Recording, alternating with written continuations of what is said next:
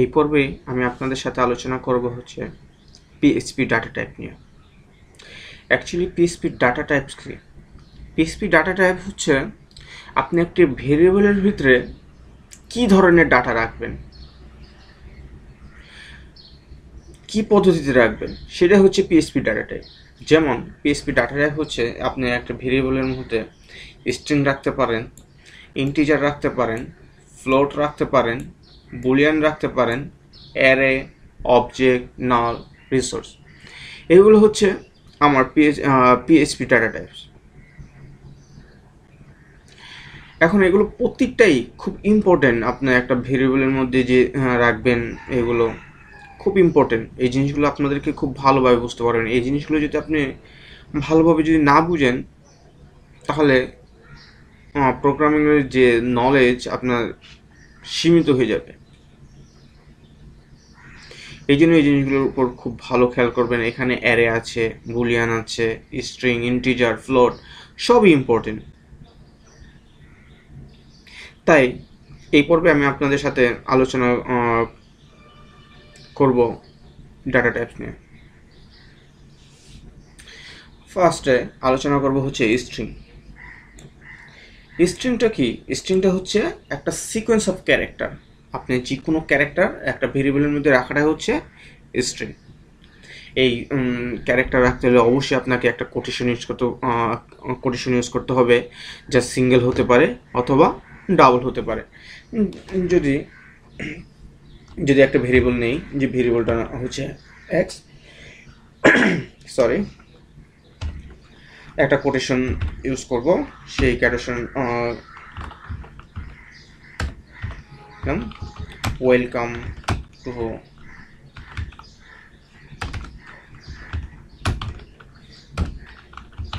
Hour site.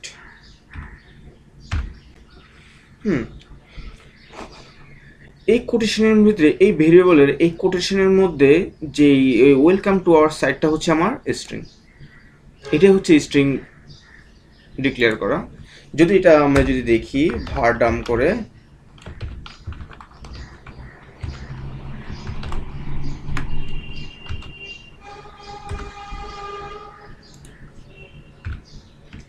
তাহলে কি দেখা যায় দেখেন। হ্যাঁ, এই যে স্ট্রিং 19, স্ট্রিং 19 হচ্ছে আপনার এখান থেকে কয়টা ক্যারেক্টার আছে, স্পেশাল যে কয়েকটা ক্যারেক্টার আছে সেগুলো গণটায় গুনছে। এই জন্য হচ্ছে string 19, welcome to our site.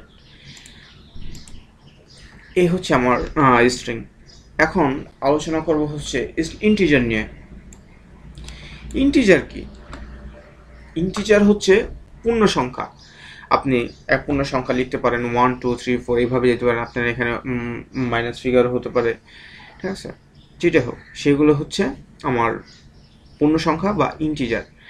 Integer কীভাবে দেখবেন? আবার সেই একই ভেরিয়েবল নিলাম, এক্স 10, হ্যাঁ, একটা পূর্ণ সংখ্যা, একটা ইন্টিজার।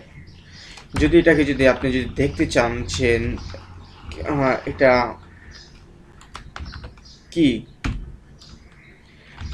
বলে রাখি আপনাদের সুবিধার জন্য, যে ভার টার্মটা হচ্ছে যে আপনার ভেরিয়েবলের মধ্যে কি ধরনের ডাটা টাইপস আছে, সেই ডাটা টাইপসটাকে বের করার ইয়েটা হচ্ছে ভার টার্ম।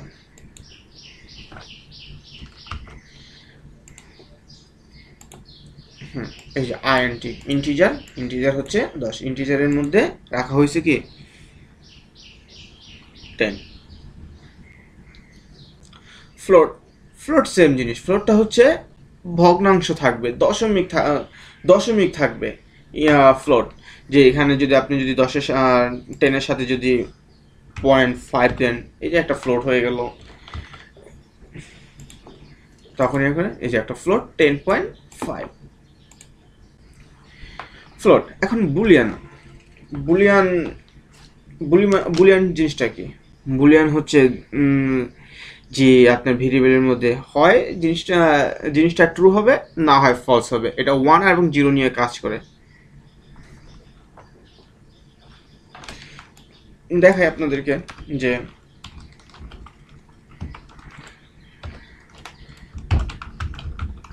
ট্রু।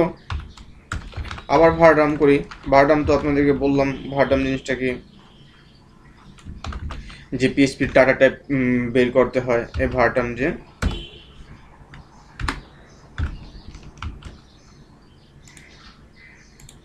হ্যাঁ এই যে ভুল ট্রু, আপনি যদি এখানে যদি ফলস করে দেন,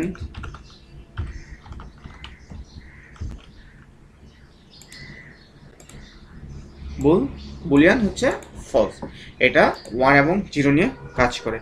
অ্যারে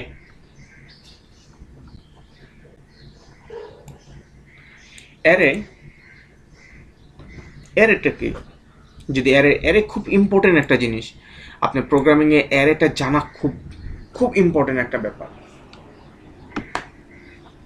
পিএসপিতে যদি আপনি অ্যারে না বুঝেন তাহলে আপনার ভালো করে কোড করতে পারবেন না, ভালো কোনো কিছু নতুন কোনো কিছু তৈরি করতে পারবেন না এই অ্যারে না বুঝলে। এই জন্য অ্যারের প্রতি খুব ভালোভাবে খেয়াল করতে পারেন। যখন আমাদের টিউটোরিয়ালে যখন অ্যারে নিয়ে আলোচনা করবো, ডিটেলসভাবে আলোচনা করার চেষ্টা করবো ইনশাআল্লাহ।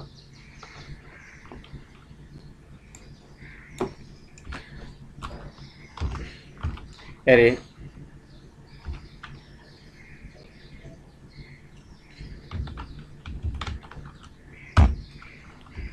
অ্যারে ক্রিয়েট করতে হলে অ্যারে লিখতে হবে বা থার্ড ব্র্যাকেট ইউজ করতে হবে। আচ্ছা যাই হোক, আপনাদেরকে সুবিধা যখন অ্যারে নিয়ে আলোচনা করবো তখন সম্পূর্ণ দেখা দেব। ম্যাঙ্গো এক্সের মধ্যে রাখলাম হচ্ছে ম্যাঙ্গো,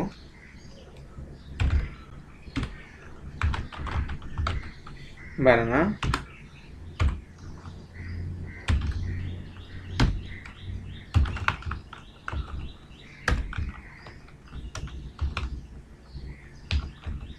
জ্যাকফ্রুট, এটসেট্রা।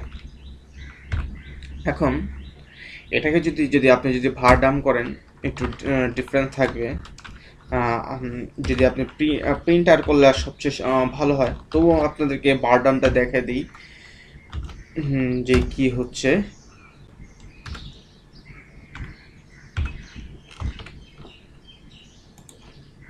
এখানে অ্যারে 3 1 2, ঠিক আছে, 0 1 2। আর এখানে সবচেয়ে আরো ভালো হয় যদি আপনি প্রিন্ট আর যদি করেন,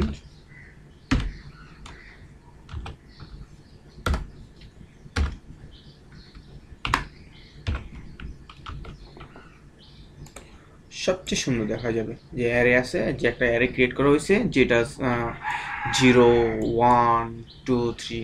আমাদের অ্যারে শুরু হচ্ছে 0 দিয়ে, ঠিক আছে, যে আমাদের অ্যারে এখানে 0 1 2 3।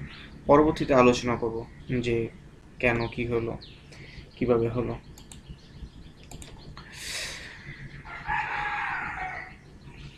এখন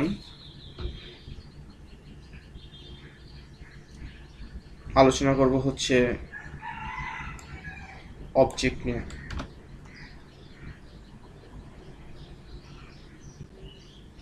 যে অবজেক্টটা কি, যদি ফার্স্টে যদি ইয়ে করি, যেটা ধরো এক্স একটা ফাইল,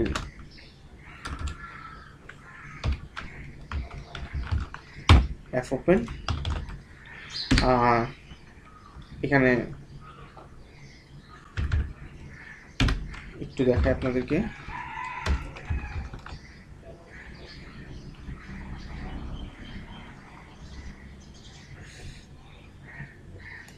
এভাবে না, এভাবে যদি না করে আরো সহজভাবে যদি করি,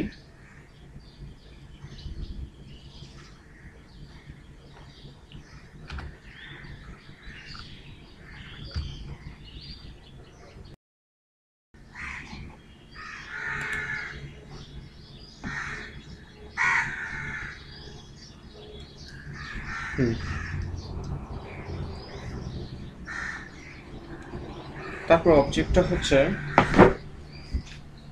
একটা অবজেক্ট যদি ক্রিয়েট করতে চান তাহলে একটা ক্লাস ডিক্লেয়ার করতে হবে, একটা ফাংশন ইউজ করতে হবে। ক্লাস, একটা ক্লাসের নাম দিলাম হচ্ছে কার।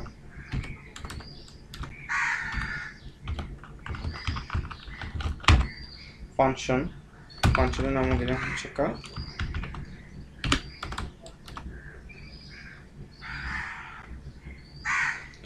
যদি ফাংশনটা ক্রিয়েট করতে চান তাহলে অবশ্যই আপনার ফার্স্ট ব্র্যাকেট ইউজ করতে হবে।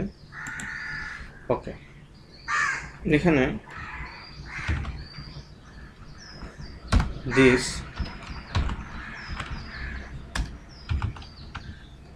Model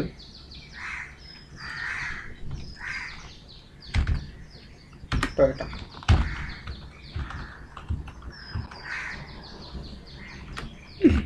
this model Toyota. Okay, আপনি এখন অবজেক্ট ক্রিয়েট করবেন। দিলাম এখানে অ্যাডভেঞ্চার একটা এরকম ভেরিয়েবল নিলাম, নিউ অটোমেটিক ফাংশন এসে গেছে।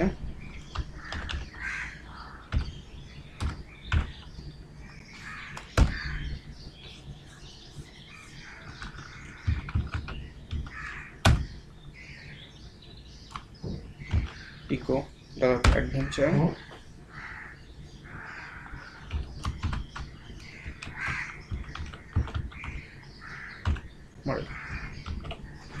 দেখি আমাদের আউটপুট টয়োটা এসেছে।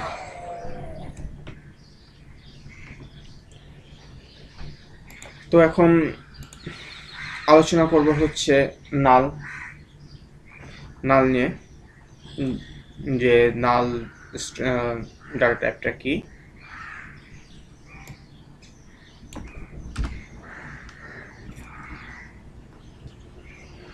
নাল ডাটা টাইপটা হচ্ছে,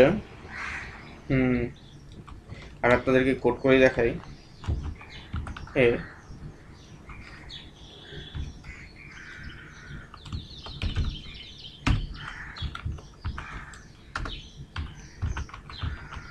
ওয়েলকাম টু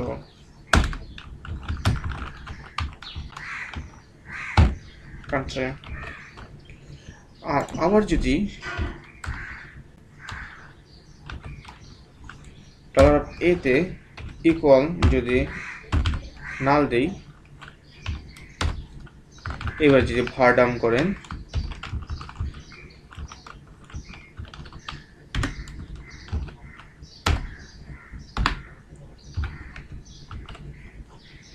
আমার অ্যান্সার আসবে না।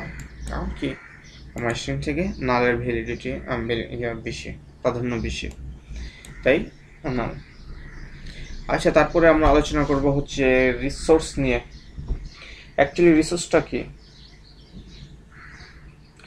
রিসোর্সটা হচ্ছে আপনি এক্সটার্নাল কোনো স্থান থেকে কোনো কিছু রেফারেন্স দেওয়াটা হচ্ছে আমার রিসোর্স। এই জন্য আমি একটা কেটে দিই, একটা রিসোর্স একটা এক্সাম্পল দেখাই। কালার এ একটা ফাইল ওপেন করার করি, সেই ফাইলটার নেম দিই হচ্ছে mango.txt টেক্সট ফাইল। এটা শুধু রিড করবে,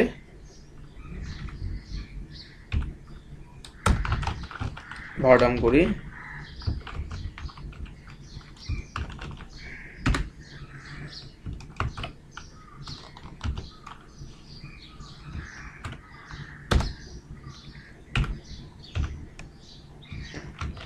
অবশ্যই একটা এরর জেনারেট করবে। Warning app open mango.txt fail to open string no such file or directory। কারণ কি, আমি যে ফাইলটা ওপেন, আমার এখানে বুঝলাম কি এক্সটার্নাল কোথা থেকে রেফারেন্স হিসেবে, কারণ এক্সটার্নালে আমার mango.txt নামে কোনো ফাইলই তৈরি করার নাই আমার ওই ডিরেক্টরিতে। তাই আমাদেরকে আগে তাহলে দেখায়, তাহলে একটা ফাইল তৈরি করে নেই। আমার ফাইলটা যেখানে আছে htdoc আছে, এখানে একটা ফাইল তৈরি করি, নিউ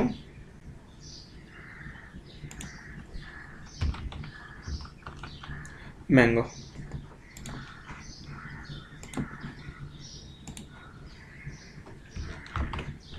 এখন দেখি, হ্যাঁ এই যে রিসোর্স ট্রি টাইপ সিস্টেম, এই যে আমার একটা ফাইল আছে, তাই অবজেক্ট হচ্ছে তাই রিসোর্সটা হচ্ছে অন্য কোনো এক্সটার্নাল কোনো স্থান থেকে কোনো রেফারেন্স হিসেবে নেওয়াটাই হচ্ছে আমার রিসোর্সের কাজ। আজ আমরা আলোচনা করলাম হচ্ছে পিএইচপির ডাটা টাইপস নিয়ে।